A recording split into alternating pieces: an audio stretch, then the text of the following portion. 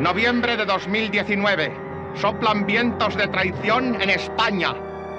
El pacto de la infamia entre Pedro Sánchez y Belcebú deja a la nación en manos de los peligrosos separatistas. Pero un rayo de esperanza ilumina a España. La gloriosa subida de la derecha moderada de Vox ha ilusionado a millones de ciudadanos que ya pueden opinar en libertad sin miedo a represalias. Buenos días. Y puta Cataluña, doña Reme. ¡Ay, putos maricones y putos moros, don Julián! Tras obtener 52 diputados como 52 soles, lo primero que han hecho los magnánimos líderes de Vox ha sido dar las gracias a sus principales valedores. Doña Susana Griso, don Antonio García Ferreras y don Trancas y don Barrancas. Pero de nada habría servido el blanqueamiento de los medios sin la inestimable ayuda de Pedro Sánchez, a quien han nombrado santo patrón protector de Vox.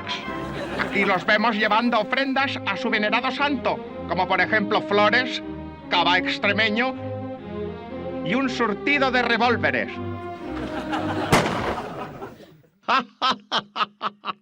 ¡Qué divertido contratiempo!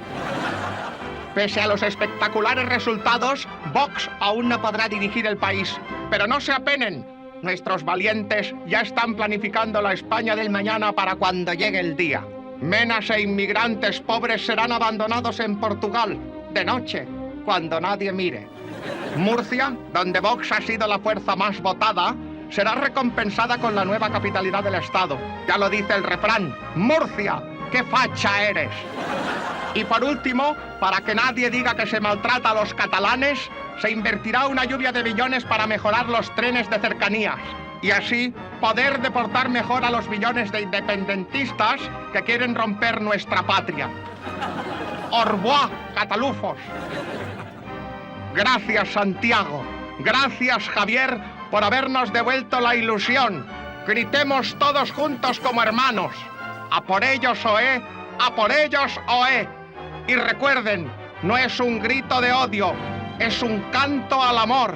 Al amor a las hostias finas que se van a llevar los enemigos de España. ¡Viva España y p*** Rosalía! ¡Tra, tra! Malamente.